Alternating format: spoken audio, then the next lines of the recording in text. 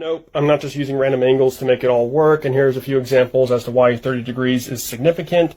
Not only is 30 degrees one of the fundamental foundations to the very basics of geometry, but also with how we divide up time. Here I have the seed of life that also creates the Star of David that divides this circle up into 12 equal sections, kind of like the face of a clock. This is also how they divide up the zodiac, but the angle in between each hour equals 30 degrees. Also, the northern wall of the Great Pyramid sits at 30 degrees from the equator of the planet, and if we were to draw a line around the planet at this 30 degrees, we would then find the great circle of ancient sites that wraps around the planet at a 30-degree angle from the equator. If we were to take the face of this clock and expand it so it's 2 meters in diameter, the length of the arc of 1 hour then equals an Egyptian royal cubit that, when applied to a pendulum, also gives us 1 second of time with each swing. How's it going, everybody? This is Ab Hinc Volume 15 coming at you, coming from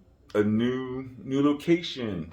They're coming out of the Remix Live in Santa Fe, New Mexico, the state capital, and the Remix Audio Bar. I just got done playing a set here.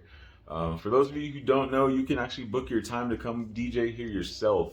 So if you've seen anybody DJ, I'm pretty sure you have. If you're in New Mexico, DJs from all over the state, from Farmington, Santa Fe, Albuquerque, East, West, they come all over to DJ in this spot. And I mean, if you look at it, and I'm not going to go over and show you everything around. You have to come here and see it for yourself. But, you know, it's a great place to come and, you know, hone your skills. And, you know, Justin Ray breathes an exceptional environment. So he needs all the support y'all can get. I mean, come buy some coffee, come jam out. There's always something interesting and fun going down here at Remix Audio Bar here in Santa Fe, New Mexico, off of Main Street. So, yeah, we're going to get right into it with Ab Hinc Volume 15. Once again, this is Wanderlust coming at you. PBS, Promise and Better Serenity. Bang, bang, let's go. So we have quite a bit to talk about today. A lot went on in the news. The World Cup happened. A lot of interesting football happened this weekend. Went to the Mexico Bowl, where I saw BYU and SMU. It was a holy war.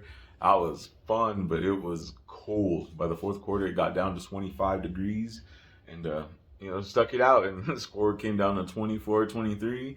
And SMU, I still don't understand why you went for two. Makes no sense, but hey, it made for an interesting end of the game. And it was an amazing game. Thank you to both teams, both playing your hearts out in that weather. It was amazing. Thank you to my dad, my grandparents coming out. We had a great time out there. Thank you, UNM, the Mexico Bowl. Put on a good show this year. Heck yeah. But yeah, I have a few things to get to. I know it's not going to be as political. I just want to talk in general about some discoveries that have been made in the past 3 years. And innovation, things always come in three, whether it's good luck, bad luck. Things always pop up in threes, and these are some of the three major scientific achievements that have happened since 2020, and I see very significant to us around the world, really. In January of 2020, quantum computing was achieved. What quantum computing is roughly is the ability for a computer to outcompute another computer. So if you put two computers together, you want one to basically melt one down, and it's like when you learn as a kid, you go from learning to crawl to walk. It's just another form, more complexity as far as a computer is thinking a little past ones and zeros. So right before the pandemic, January 2020, Google announced that, and I thought that was going to send off a lot of news headlines and things like that, but a pandemic hit and it kind of got swept under the rug with everything else. And I think that's the first thing that actually happened for us here in the past few years. That really was a big step in human progress, and we're gonna get someplace with all of this. And then right during the pandemic, people started talking about sentient artificial intelligence, and I'm pretty sure everyone about now knows what, sentient artificial intelligence is, and what it means, and what its implications could be for humanity. And if you haven't heard about it, you've been sleeping under a rock. But for those of you who haven't, it's just computers being able to think on their own. They've created personalities, they've created emotions, decision making. That line between what is life and what isn't is being blurred ever so slightly. But I don't think it's anything anybody needs to be scared of or concerned about if you think about it in the right ways. I'm going to add on to that later. But most recently, big one, a really, really big one, a huge one. We achieved fusion. 192 laser beams entered from the two ends of the cylinder and struck the inner wall. They didn't strike the capsule, they struck the inner wall of this cylinder and deposited energy. And that happened in less time than it takes light to move 10 feet. So it's kind of fast. X-rays from the wall impinged on the spherical capsule. Fusion fuel in the capsule got squeezed. Fusion reactions started. This had all happened before, 100 times before. But last week, for the first time, they designed this experiment so that the fusion fuel stayed hot enough, dense enough, and round enough for long enough that it ignited. And it produced more energies than the lasers had deposited. About 2 megajoules in, about 3 megajoules out, a gain of 1.5. The energy production took less time than it takes light to travel 1 inch. Kind of fast. So this is pretty cool. I have a special message to listeners who want to work on exciting, challenging, and important problems. We're hiring. Fusion energy.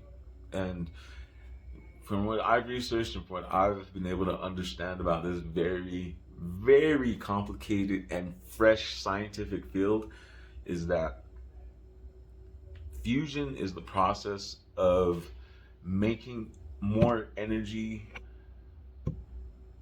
than what you were put into it to make it. So I wish I had a lighter or something around here, but say you had a lighter, right? And what do you do to start a lighter? You flick it. You flick it, right? Boom, boom, boom.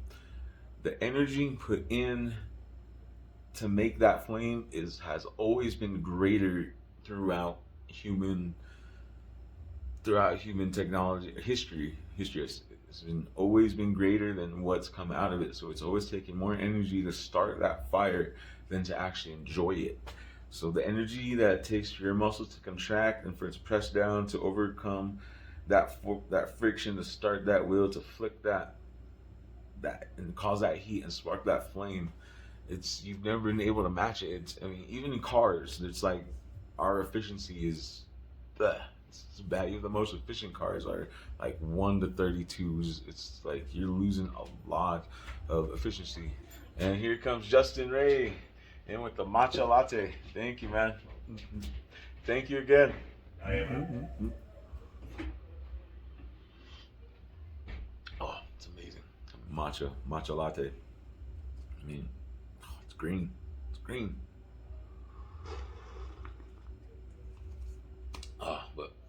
It's amazing. Come down to Remix Audio Bar and get you a ton of amazing drinks here. But I was saying this is the first time that we've ever been able to start a process where we're harnessing more energy than we're producing. And the way they've done it is that they isolated, I don't know what kind of atoms or molecules in this little glass tube, and they surrounded it with 192, I believe, lasers that, the way I understand it, it made 2 particles of matter occupy the same space, which made them combust. And this with the war going on in Russia,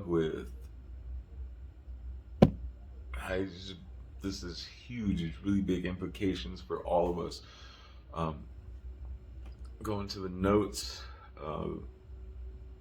this makes me wonder if this is what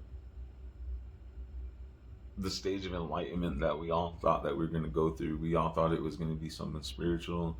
We thought we were all going to be,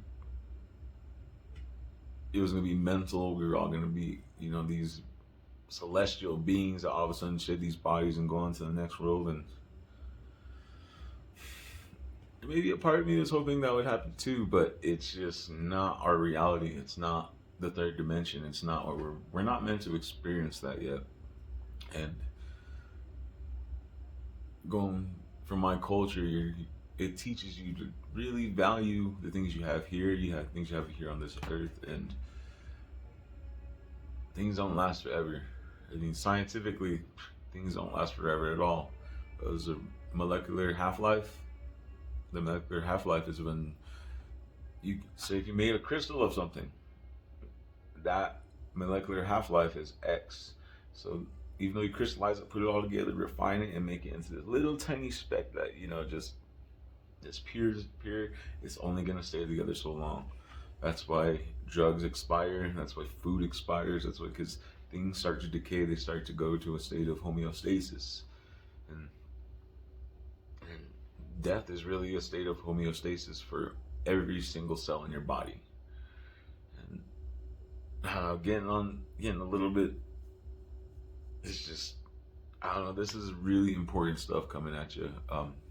Not for me. I don't know what fusion is or how to do it, but it's a brand new field that it's gonna take over. I mean, and just like Nikola Tesla, the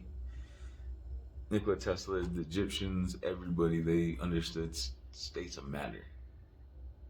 States of matter, and that those states of matter were defined by vibration. One thing that I always like to say, that when we're out in the woods and we're having our events, and I like to ask people, go out up to them when they're having fun and ask them, what dictates states of matter? A lot of people, they don't know what to say to that. They've never really thought of it. And I always tell them, the things that dictate the state of matter are the frequency at which it vibrates. So you got gas, liquid, solid. And in gas, your molecules are way out here. They're so far apart that they just pass through. They go around everything. A liquid, it's a little more here. It goes around everything.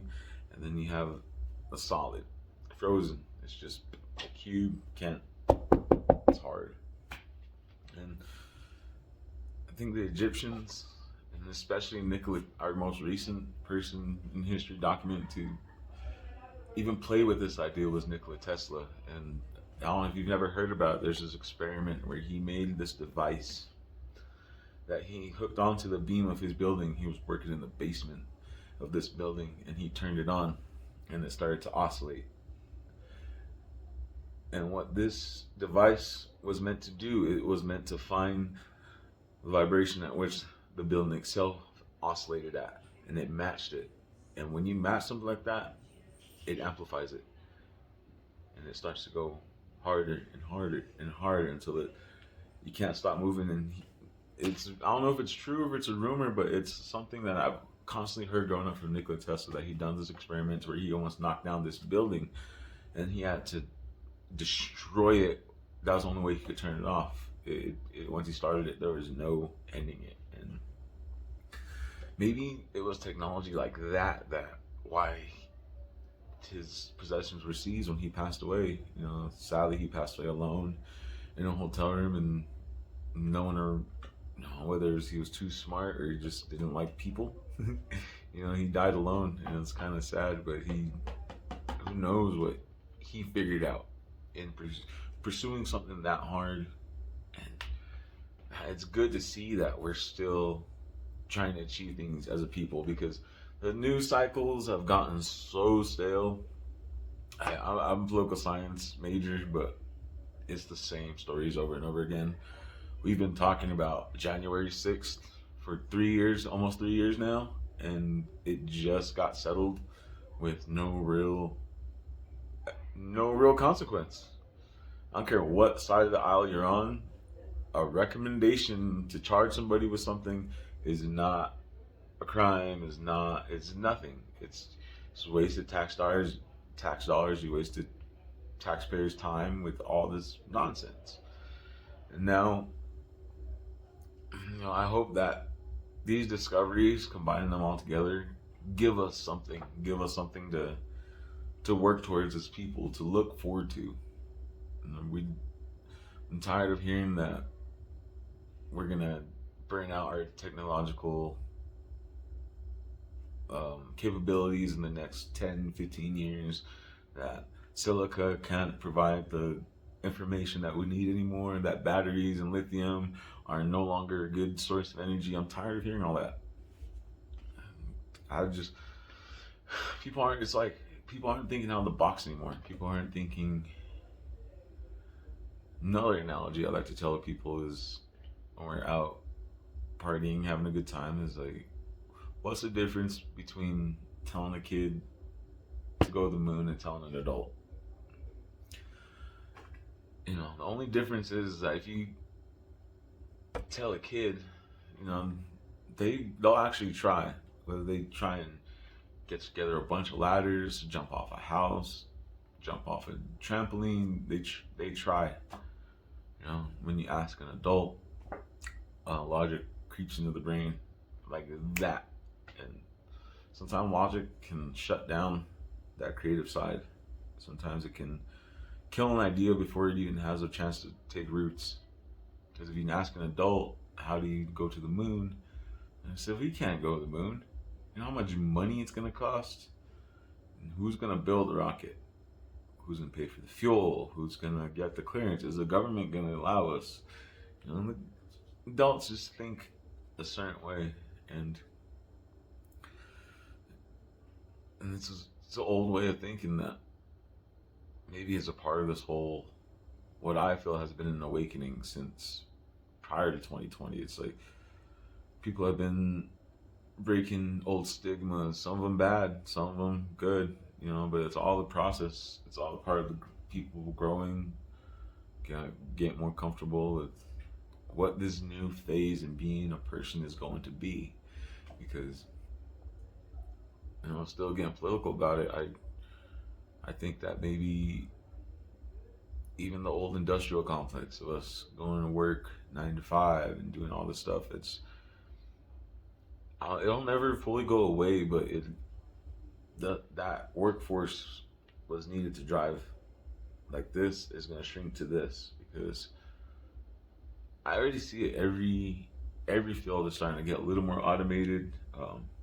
Artificial intelligence is really starting to creep into everything, and pretty soon it's going to be in everything. And Elon Musk, a lot of people are against artificial intelligence, but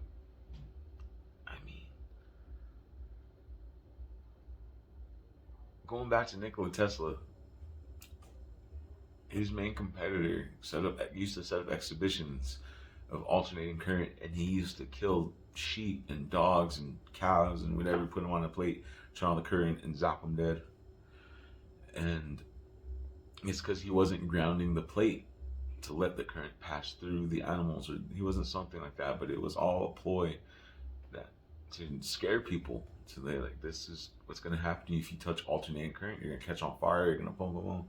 It's a lot worse with DC. Direct current, there is no getting off of it. You're just zapped. And we all know that DC AC is far superior to direct current. And when that came out, people were scared of it. People were afraid of it. People didn't want it in their homes. They didn't want it anywhere near him, because they saw the propaganda being put out by his competitor, which ultimately led him to not make money, to not keep inventing. And he kept inventing, he kept doing his studies, but he just hadn't had the money to bring them to fruition. It takes money to make things in this world, and this doesn't, but the way we've set it up, it does. You need money in this world.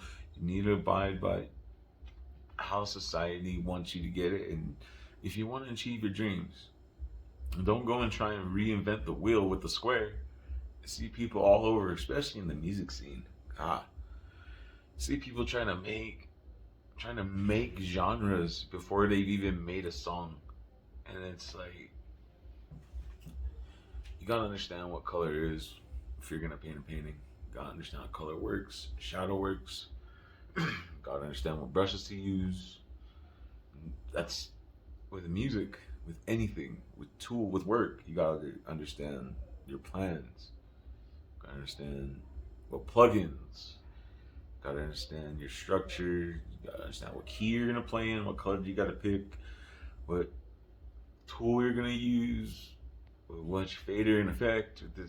All to get a job done. It's all the same when you think about it. And if you try to skip out on one area, you're just gonna chasing your tail around the circles, trying to do something when you know the way. You're just ignoring the right way to do it. I do it. People do it. It's part of the human condition. It's ourselves a little more credit for how smart we are, actually. So, you've gone this room many times. Yes. Sorry. No, it's fine. I'm recording a podcast. Then what do you do? Like, just show me the speaker.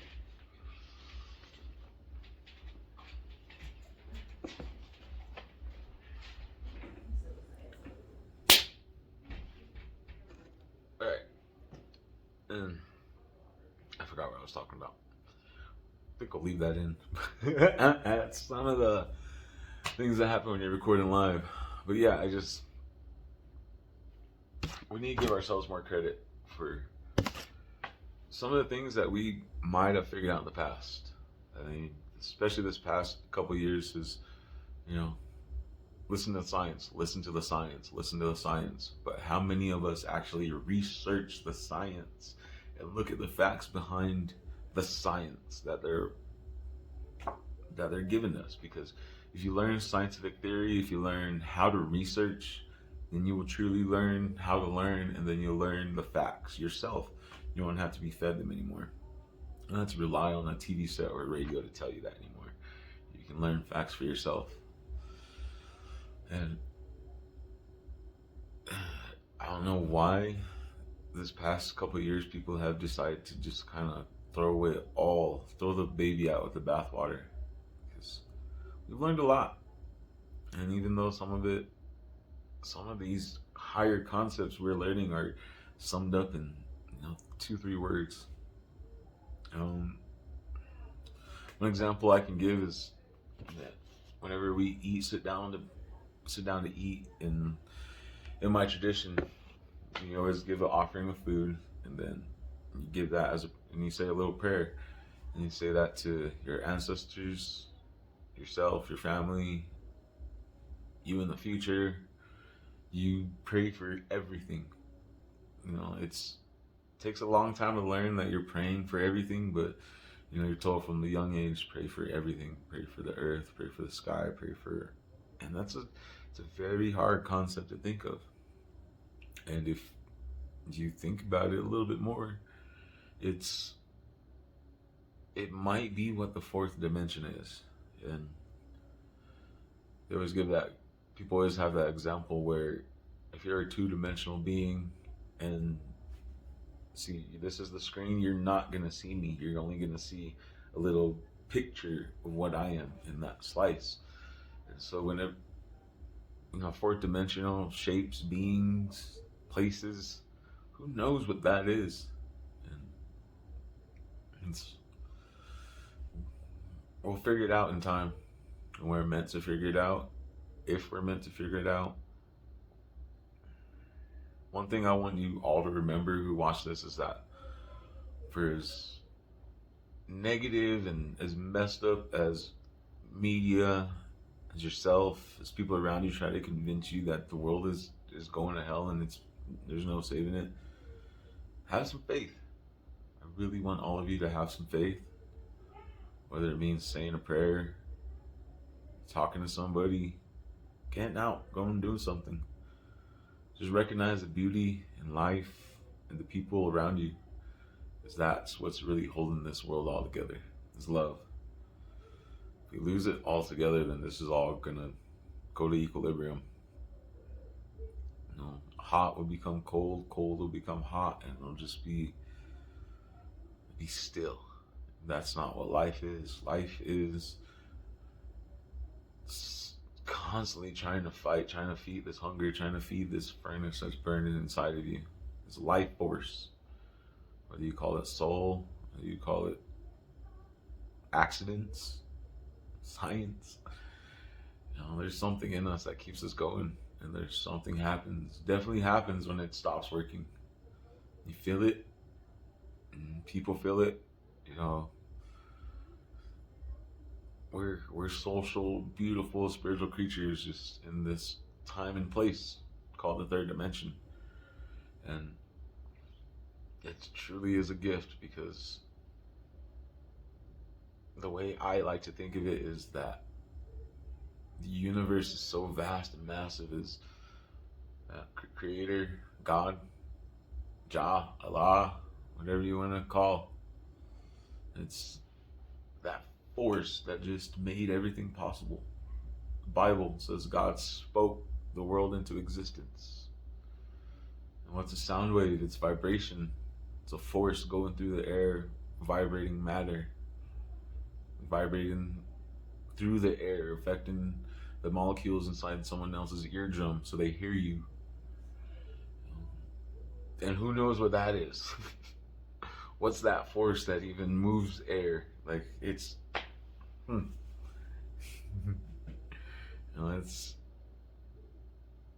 it's a lot to think about. And it's, even though this wasn't maybe the spiritual awakening that I thought that it should have been, this period's definitely been an awakening. And nobody should be scared in what's gonna happen. As technology, a lot's gonna change. We're about to go through another technological boost, just like we did in the 90s. Things are gonna go crazy. Who knows what might happen with fusion energy? It's a very new subject that offers a lot of new jobs. And those of you kids in high school right now, start studying. That's going to be, if you want to make money, learn, be a scientist, be an artist, and make things.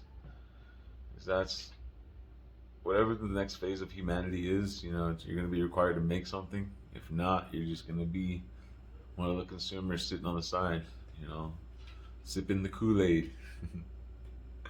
The Kool-Aid's good. I drank a lot of it growing up, being a little little reservation dog. But it's not as good as, going out and eating some matcha, getting out there and chasing after goals.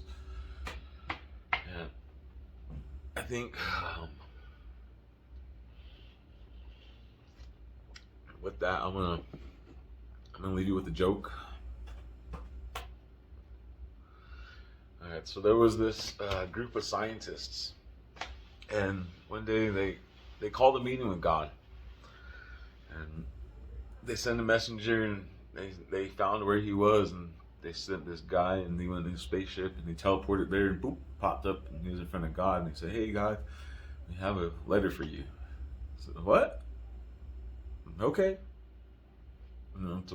Called him by name and asked him for a letter, and he got over there. He read the letter, and in that letter, it stated that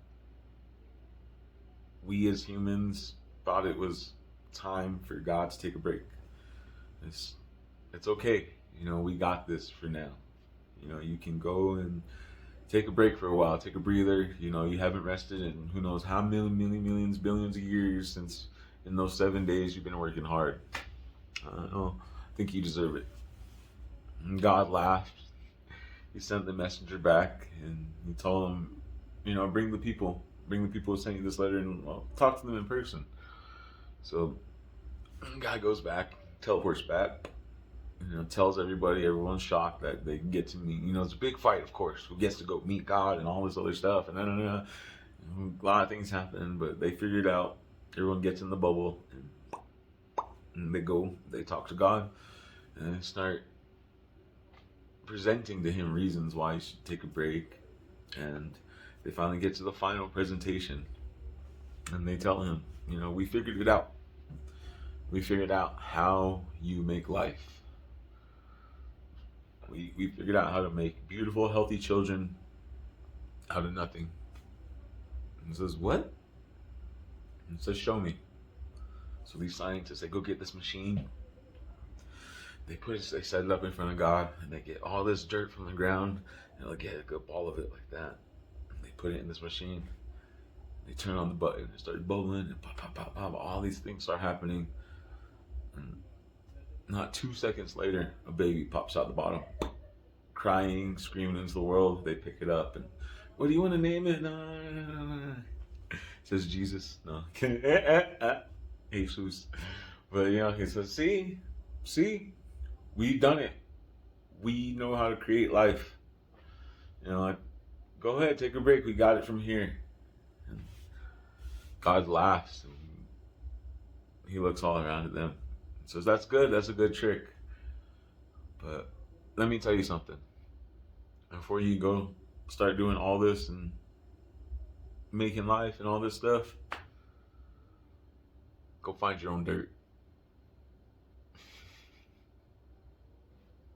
And that just points out the fact that we can get technologically creative and all this stuff, but the rabbit hole gets deeper.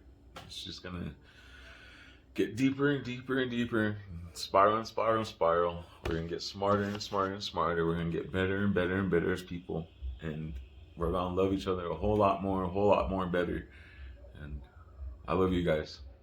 And with that, this has been Ab Hinc Volume 15 coming at you. Thank you. Hope you enjoy. I need a shout out. I need to give another shout out to Matthew, My Real Life 505. So if you get his information down, screenshot that. He's a cannabis wellness coach. So if any of you have ailments, if y'all have any sicknesses that you may think that you're tired of taking your traditional medicines, traditional routes, go talk to him. He has Gaucher's disease. I'm not sure which type, but he staves it off with fitness. He works out all the time, and he gets constant checkups. And the counselors are constantly amazed by this guy. He has a good story to tell. Check out his channel, Matthew My Real Life TV 505. Go check it out. Just like and subscribe, both of us. If you liked it, what you hear today, like and subscribe. Ring that notification bell and give it a like.